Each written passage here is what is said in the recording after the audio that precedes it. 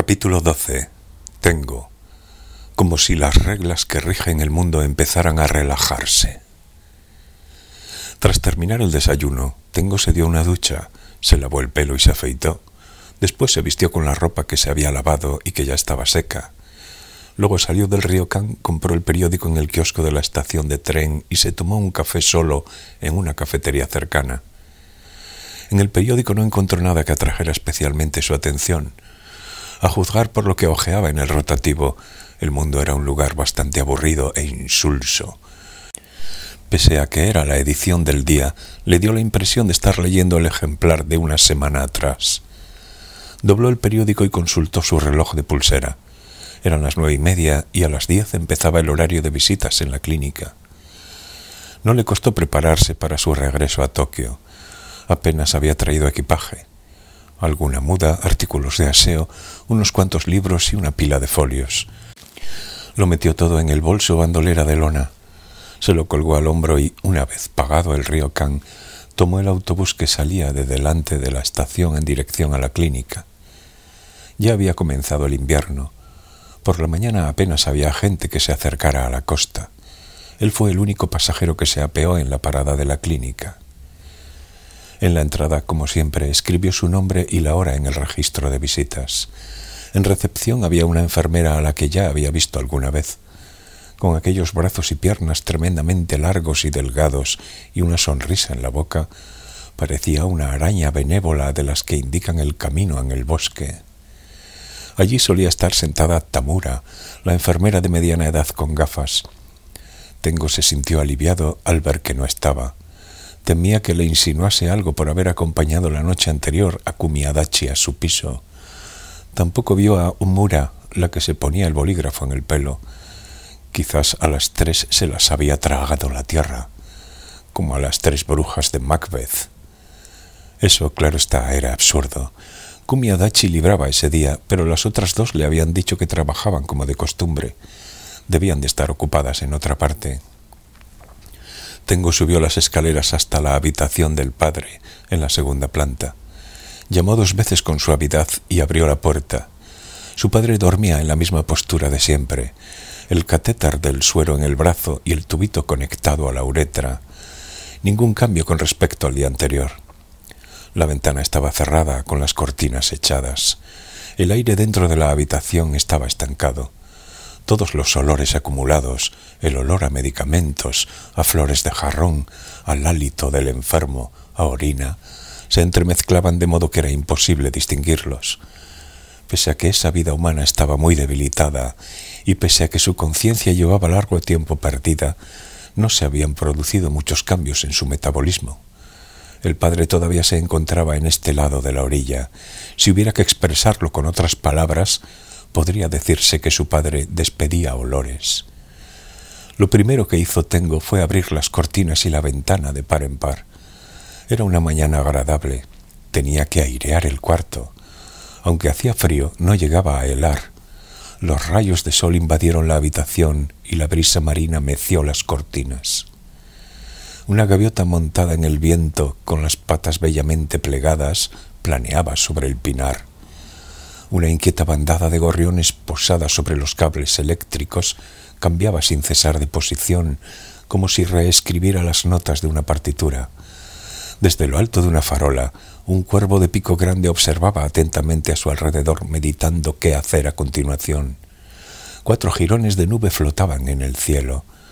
Estaban tan lejos, tan altos, que parecían una idea sumamente abstracta, sin relación alguna con los menesteres humanos.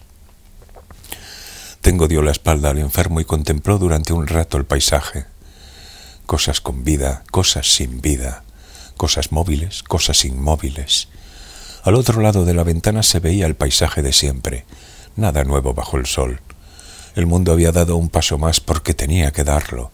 Solo desempeñaba aceptablemente su papel como un despertador barato. Y Tengo observaba ese paisaje, que para él carecía de interés, para retrasar un poco el encuentro con su padre. Sin embargo, no podía aplazarlo eternamente. Tengo por fin se decidió y se sentó en el taburete al lado de la cama. El padre estaba boca arriba, con el rostro hacia el techo y los ojos cerrados. El edredón que lo tapaba hasta el cuello estaba impecable. Tenía los ojos muy hundidos. Parecía que alguna pieza se hubiera desprendido y los globos oculares caían hacia adentro, sin que las cuencas pudieran sostenerlos. Si ahora abriera los ojos, vislumbraría un paisaje similar al mundo visto desde el fondo de un pozo. «Padre», empezó a decir Tengo. El padre no respondió. De pronto la brisa cesó y las cortinas colgaron rectas, como quien en pleno trabajo se acuerda de pronto de un asunto importante. Al cabo de un rato, el viento, como si hubiera reunido fuerzas, volvió a soplar. «Regreso a Tokio», dijo Tengo. «No voy a quedarme aquí para siempre. No puedo seguir prolongando las vacaciones. Tengo mi propia vida, aunque no sea maravillosa». Su padre tenía las mejillas cubiertas por una barba rala, de 2 o 3 días. Las enfermeras le pasaban la maquinilla, pero no a diario. Barba blanca y barba negra se alternaban a partes iguales. Todavía tenía 64 años, pero parecía mucho mayor, como si, por despiste, alguien hubiera rebobinado hacia adelante el filme de su vida. «En todos los días que he estado aquí, no te has despertado en ningún momento, pero, según el médico, tu salud no está tan deteriorada. De hecho, por asombroso que parezca, estás casi igual que antes». Tengo hizo una pausa y esperó a que sus palabras calasen en el anciano. «No sé si lo que te digo llega a tus oídos. A lo mejor, aunque mi voz haga vibrar tus tímpanos, el circuito siguiente está cortado. O quizá mis palabras alcanzan tu mente, pero no puedes reaccionar. No tengo ni idea. Sin embargo, te he hablado y te he leído libros dando por supuesto que sí me escuchabas. Porque ahora, si no doy por supuesto que me escuchas, no tendría sentido que te hablara, y si no pudiera hablarte de nada, mi presencia aquí no tendría ningún sentido. Por otra parte, no sé cómo explicarlo, pero a lo largo de estos días he percibido algo, y aunque no lo captes todo, creo que sí captas al menos lo esencial de mis palabras». No hubo reacción. «Lo que te voy a decir ahora tal vez sea estúpido, pero me marcho a Tokio y no sé cuándo volveré. Por eso necesito confesarte lo que tengo en mi cabeza. Si te parece una idiotez, ríete todo lo que quieras. Si es que puedes reír, claro». Tomó un respiro y observó el rostro de su padre. Como era de esperar, no hubo reacción. «Estás en coma, has perdido la conciencia, la sensibilidad, y te mantienes en ese estado gracias a un mecanismo de soporte vital. Eres un cadáver viviente, o algo por el estilo», dijo el médico. Bueno, él empleó un eufemismo. Desde un punto de vista médico, puede que sea así. Pero, ¿y si todo esto no es más que un disfraz? Me pregunto si, en realidad, no has perdido la conciencia, si tu mente no vive en otra parte mientras mantienes tu cuerpo en letargo. Lo he notado durante todo este tiempo, aunque tal vez solo sea una vaga impresión. Silencio. Sé perfectamente que es un desatino. Si se lo contara a alguien, pensaría que estoy desvariando, pero no puedo evitar imaginarlo. Seguro que has perdido la curiosidad por este mundo. Te sientes disgustado, desalentado, indiferente. Supongo que por eso has decidido renunciar a tu cuerpo y llevar una vida diferente en otro lugar. Tal vez en tu mundo interior. Más silencio. Pedí unos días libres en el trabajo, vine a este pueblo, reservé una habitación en un ryokan y cada día he venido a verte y a hablar contigo. Ya han pasado casi 2 semanas, pero visitarte y cuidarte no eran mis únicos objetivos. También me trajo aquí el deseo de saber de dónde vengo, con quién me unen lazos de sangre. Sin embargo, eso ahora ya no me importa. Esté unido a quien sea, yo soy yo. Y tú me hiciste de padre. Eso me basta. No sé si puede llamársele a esto reconciliación. Quizás sea una reconciliación conmigo mismo. Sí, tal vez sea eso. Tengo respiró hondo y bajó el tono de voz. En verano todavía estabas consciente. Es cierto que estabas bastante espeso, pero conservabas tus facultades. Por ese entonces me reencontré con una chica en esta habitación. Mientras tú estabas en la sala de análisis, ella vino aquí. Ella, o una especie de alter ego. Si volví a este pueblo y me quedé tanto tiempo fue con la esperanza de volver a verla. Ese es el verdadero motivo por el que vine.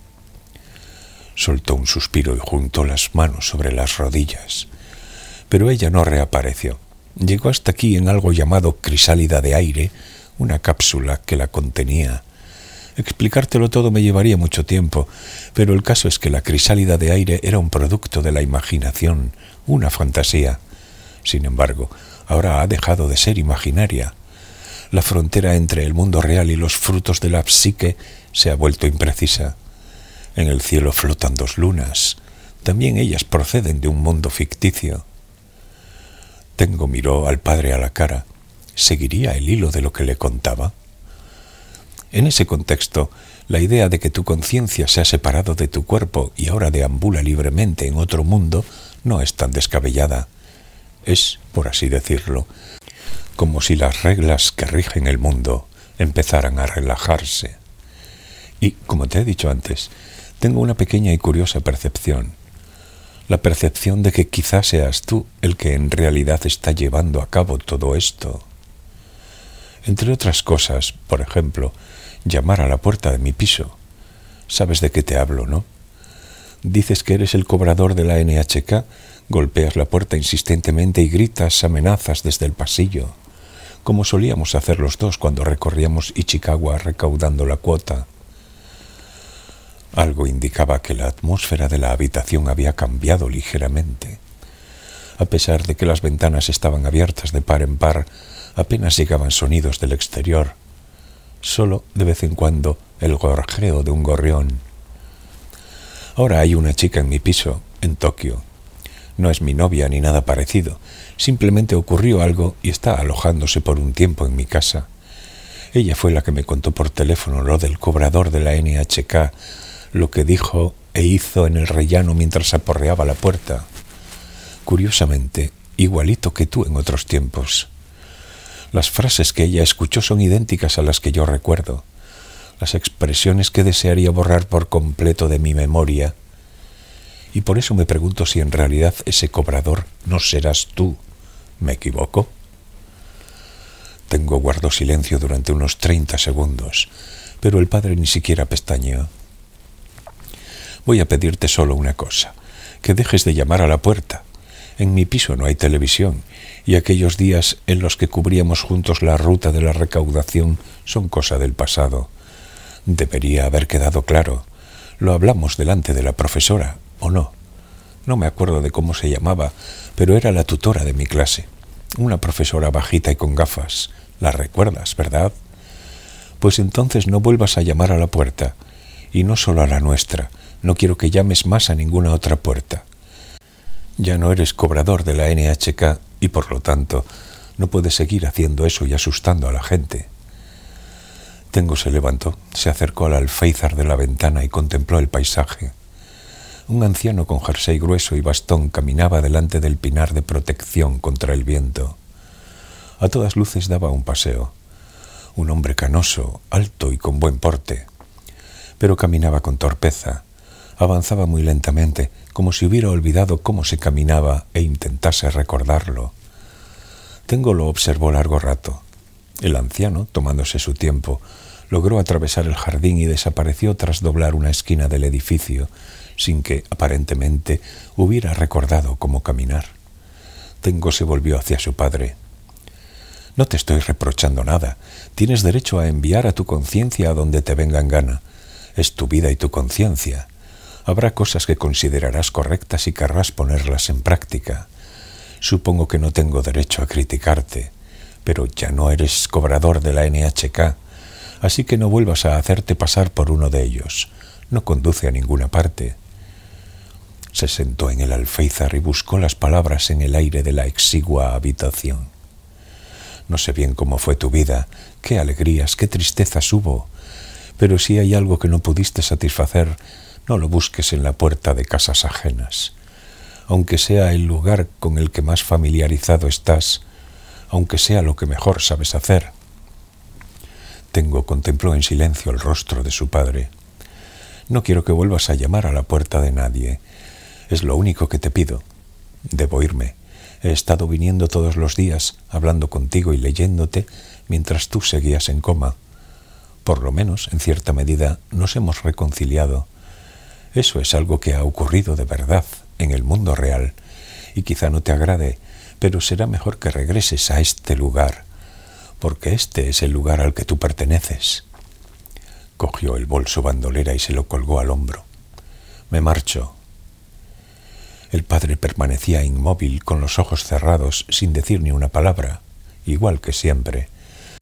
Pero algo indicaba que estaba reflexionando. Tengo contuvo el aliento y prestó mucha atención. Presentía que su padre iba a abrir los ojos y se iba a mover, pero nada ocurrió. La enfermera de piernas y brazos largos como los de una araña seguía sentada en recepción. En el pecho llevaba una placa identificativa. Tamaki. Me vuelvo a Tokio, le dijo. Lamento que su padre no haya vuelto en sí durante su estancia. Y añadió para consolarlo, pero seguro que él se alegra de que se haya quedado tanto tiempo, ¿no le parece? A Tengo no se le ocurrió ninguna buena respuesta. Salude a las demás enfermeras de mi parte, se han portado muy bien conmigo. Al final no había visto a Tamura, la enfermera de las gafas, ni a Omura, la de pechos grandes y el bolígrafo metido entre la melena. Le invadió cierta tristeza. Eran unas enfermeras excelentes y lo habían tratado con cariño. Sin embargo, quizá fuese mejor no volver a verse las caras, porque, al fin y al cabo, estaba a punto de dejar solo el pueblo de los gatos. Cuando el tren partió de la estación de Chikura, recordó la noche que había pasado en el piso de Kumi Adachi. Sorprendido, cayó en la cuenta de que había sido la víspera. La llamativa lámpara Tiffany, el incómodo sofá, el programa de humor que se oía procedente del piso de al lado, el ulular del búho en el bosque, el humo del hachís, la camiseta con el smiley y el denso vello púbico apretado contra sus piernas. Apenas habían pasado unas horas, pero le parecía que había sucedido hacía muchísimo tiempo. Su sentido del tiempo estaba desajustado. El núcleo de esos recuerdos, como una balanza inestable, no había conseguido asentarse. De repente, Tengo se sintió inseguro y miró a su alrededor. ¿Es esta la verdadera realidad? ¿No me habré colado en la realidad equivocada? Le preguntó a un pasajero que estaba a su lado para asegurarse de que era el tren que se dirigía a Tateyama. Todo va bien, no te has equivocado, se dijo. En Tateyama subiría al tren expreso hacia Tokio. Estaba dejando atrás el pueblo de los gatos. Tras cambiar de tren y tomar asiento, el sueño lo invadió como si éste ya no pudiera aguantar más. Un sueño profundo, como si hubiera dado un paso en falso y cayese por un negro agujero sin fondo. Sus párpados se cerraron y al siguiente instante su conciencia se apagó. Cuando despertó, el tren ya había dejado atrás Makuhari. En el vagón no hacía demasiado calor, pero las axilas y la espalda le sudaban. La boca le olía mal. Era un olor parecido al aire enrarecido que se respiraba en la habitación de su padre. Sacó un chicle del bolsillo y se lo metió en la boca. Pensó que nunca regresaría a ese pueblo costero, al menos mientras su padre estuviera vivo, aunque, por supuesto, en este mundo no se puede afirmar nada a ciencia cierta, pero en aquel pueblo de la costa ya no podía hacer nada más. Al regresar a su piso, Fukaeri no estaba. Llamó 3 veces a la puerta, esperó unos segundos y volvió a llamar 2 veces. Luego abrió con llave. En el piso había un silencio sepulcral y todo estaba sorprendentemente limpio y ordenado. La vajilla guardada en su aparador, la mesa y el escritorio en orden y la bolsa de la basura vacía. Incluso parecía haber pasado la aspiradora. La cama estaba hecha y no había ni un solo libro o disco fuera de lugar. La colada, ya seca, estaba bien doblada sobre la cama. El gran bolso bandolera de Fukaeri también había desaparecido, pero no parecía que la chica hubiera recordado algo de pronto o le hubiese ocurrido algo y se hubiera marchado a toda prisa. Tampoco parecía que hubiera salido un rato. Todo indicaba que había decidido irse y que, antes de marcharse, se había tomado la molestia de limpiar el piso. Tengo trató de imaginársela pasando la aspiradora y limpiando aquí y allá con un trapo. Eso no casaba en absoluto con la imagen que tenía de la chica. Al abrir el buzón del portal encontró el duplicado de la llave. Por el correo acumulado dedujo que se había marchado el día anterior, quizás hacía 2 días. La había telefoneado por última vez 2 días atrás por la mañana y todavía estaba en el piso. La noche anterior él había cenado con las enfermeras y luego Kumi Adachi lo había invitado a su piso. Entre una cosa y otra no había tenido ocasión de llamarla. Por lo general, en estos casos dejaba una nota escrita con su peculiar letra menuda y de aspecto cuneiforme, pero no encontró nada semejante por ninguna parte. Se había marchado en silencio, sin decirle nada. Sin embargo, Tengo no se sentía en absoluto sorprendido o decepcionado. Fukaeri era impredecible, no se sabía nunca qué pensaba ni qué iba a hacer. Cuando quería venir aparecía y cuando quería largarse cogía y se marchaba, igual que un gato, ya de por sí con un fuerte sentido de la independencia, especialmente caprichoso. Es más, lo extraño era que hubiera permanecido tanto tiempo en un mismo sitio. En la nevera había más comida de la que esperaba encontrar, como si en los días anteriores Fukaeri hubiera salido del piso y hubiese hecho la compra. También había un montón de coliflor que, por la pinta, llevaba poco tiempo cocida. ¿Sabría ella que Tengo regresaría a Tokio en 1 o 2 días? Como le entró hambre, frió unos huevos y se los comió acompañados de la coliflor. Luego hizo tostadas, preparó café y se tomó 2 tazas. A continuación llamó al amigo al que le había pedido que lo sustituyera en la academia y le dijo que se reincorporaría al trabajo al inicio de la semana siguiente. El amigo le explicó hasta dónde había llegado en el libro de texto. «Muchas gracias, te debo una», le dijo Tengo. «No me amarga enseñar, a veces hasta es divertido, pero cuando enseñas durante mucho tiempo acabas convirtiéndote en un extraño para ti mismo». También Tengo sentía eso a menudo. ¿Alguna novedad durante mi ausencia? Nada en particular. Bueno, tienes aquí una carta. Está en un cajón de tu escritorio. ¿Una carta?, dijo Tengo. ¿De quién? Una chica esbelta, con el pelo liso y hasta los hombros, vino a verme y me pidió que te la entregase. Tenía una manera de hablar un poco rara. Quizá fuera extranjera. ¿Llevaba una gran bandolera?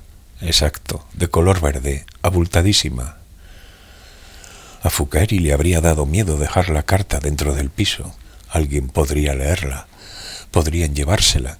Por eso había ido hasta la academia y se la había confiado al amigo de Tengo. Tengo volvió a darle las gracias y colgó. Pronto se haría de noche y no le apetecía tomar el tren e ir hasta Yoyogi a recoger la carta. Lo haría al día siguiente. Luego se dio cuenta de que se había olvidado de preguntarle al amigo por la luna. Pensó en volver a llamarlo, pero cambió de idea. Seguro que ni se acordaba. Al fin y al cabo era un problema al que tenía que enfrentarse solo. Tengo salió a la calle y caminó sin rumbo, envuelto por el atardecer. Sin Fukaeri, en el piso se sentía solo e inquieto. Cuando vivía con ella, Tengo ni se daba cuenta de su presencia. Él seguía su rutina y Fukaeri, a su vez, hacía su propia vida. Pero, ahora que se había ido, Tengo notaba que se había creado una especie de vacío con forma humana. Eso no significaba que se sintiese atraído por ella. Era bella y encantadora, pero desde que la conoció nunca la había deseado. Pese a que habían vivido juntos algún tiempo, su corazón nunca se había sentido sacudido. ¿Por qué será? ¿Existirá alguna razón por la que Fukaeri no me atraiga sexualmente? Ciertamente, aquella noche tormentosa habían copulado, pero él no lo había buscado, había sido ella. El verbo copular se ajustaba perfectamente a lo que habían hecho. Fukaeri había montado sobre el cuerpo de Tengo, paralizado y privado de libertad, y éste había introducido el pene erecto en el cuerpo de ella. Cuando la penetró, Fukaeri estaba como en trance. Parecía un hada dominada por un sueño lascivo. Y luego, como si nada hubiera ocurrido, los dos habían vivido en aquel pequeño piso. Cuando el aguacero y los truenos cesaron y amaneció, Fukaeri parecía haber olvidado por completo lo ocurrido. Tengo tampoco lo había sacado a relucir. Le pareció que, si ella no se acordaba, era mejor dejarlo así. Y quizás a él también le convenía olvidarlo. Sin embargo, persistía la duda. ¿Por qué había hecho de pronto Fukaeri algo así? ¿Tendría algún objetivo? ¿La había poseído momentáneamente algún espíritu? Tengo solo sabía que no había sido un acto regido por el amor. Fukaeri sentía una simpatía natural hacia él, eso estaba claro, pero era muy improbable que sintiera por Tengo amor, deseo o cualquier cosa parecida a la pasión. Ella no sentía deseo por nadie. Aunque Tengo no confiaba al 100% en su capacidad para analizar a la gente, era incapaz de imaginar a Fukaeri exhalando su cálido aliento mientras hacía el amor apasionadamente con un hombre. Ni siquiera la veía echando un polvo normal y corriente, no iba con su carácter. Dándole vueltas a esas y a otras cosas, Tengo paseo por las calles de Koenji. Cuando se puso el sol, se levantó un viento frío, pero no le preocupó. Caminaba entregado a sus reflexiones. Luego solía dar forma a esas reflexiones frente al escritorio. Se había convertido en una costumbre. Por eso caminaba a menudo, lloviera o soplara el viento. Paseando, acabó desembocando en el Cabeza de Cereal. Como no se le ocurría nada más que hacer, entró en el local y pidió una Carlsberg. Acababan de abrir y él era el único cliente. Intentó dejar de pensar, puso la mente en blanco y se bebió la cerveza con calma. Pero, del mismo modo que en la naturaleza no existe el vacío, tampoco podía permitirse el lujo de dejar la mente en blanco largo tiempo. No podía evitar pensar en Fukaeri. La chica invadió su mente como un sueño desmenuzado en trochos. Puede que esa persona se encuentre muy cerca, en un lugar al que se puede ir a pie desde aquí. Eso me dijo Fukaeri, por eso he salido a la calle a buscarla y he entrado en este local. ¿Qué otra cosa me dijo? No tienes que preocuparte, ella te va a encontrar a ti. Igual que Tengo buscaba a Aomame lo buscaba a él. No conseguía entenderlo. Estaba obcecado con que él debía buscarla a ella. Por eso no le entraba en la cabeza que Aomame también pudiera estar buscándolo. Yo percibo y tú recibes. Eso también lo había pronunciado Fukaeri en aquella ocasión. Ella percibía y Tengo recibía. No obstante, Fukaeri solo mostraba lo que había percibido cuando quería. Tengo ignoraba si la chica seguía unos principios o unas teorías, o si actuaba movida por un capricho. Tengo volvió a rememorar la noche en que copuló con Fukaeri. La guapa chica de 17 años se subió encima de él y recibió su pene hasta el fondo. Sus grandes pechos se sacudían con gracia en el aire, igual que un par de frutos maduros. Arrobada, cerró los ojos y las narinas se le hinchaban de lo excitada que estaba. Sus labios se movían, pero no surgían palabras. Por ellos asomaban sus blancos dientes y, de vez en cuando, la punta rosada de su lengua. Tengo recordaba la escena con nitidez. Pese a que su cuerpo estaba paralizado, él lo había observado todo con atención y se le había quedado grabado en la mente, y la erección era perfecta. Pero por más que reprodujera esa escena con gran precisión, Tengo no se sentía excitado. Tampoco deseaba volver a hacer el amor con Fukaeri. Desde entonces llevaba unos 3 meses sin hacerlo. Es más, ni siquiera se había corrido una sola vez. Algo sumamente raro en Tengo. Era un hombre soltero, sano y con 30 años, y con frecuencia lo asaltaba el apetito sexual, un deseo de los que requieren saciarse de otras maneras. Sin embargo, cuando se metió en la cama con Kumi Adachi en su piso y ella oprimió su pubis contra la pierna de él, Tengo no sintió el menor deseo. Su pene permaneció flácido en todo momento, quizá por efecto del hachís, pero le daba la impresión de que no era eso. Al copular con Tengo aquella noche tormentosa, Fukaeri se había llevado algo importante de su interior, como si hubieran vaciado el mobiliario de una casa. ¿El qué, por ejemplo? Tengo sacudió la cabeza. Terminada la cerveza, pidió un 4 Roses on the Rocks y unos frutos secos. igual que la última vez. La erección que había experimentado la noche de la tormenta había sido quizá demasiado perfecta. El pene estaba más rígido, más tieso de lo habitual. No parecía su pene, terso y brillante, más que un pene de verdad parecía el símbolo de un concepto.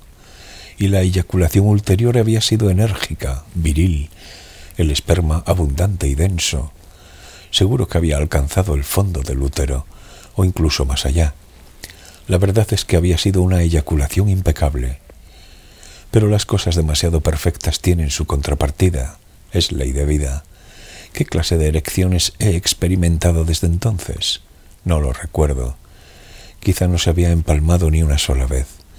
Dado que no se acordaba si había tenido alguna erección, debió de ser de segunda categoría.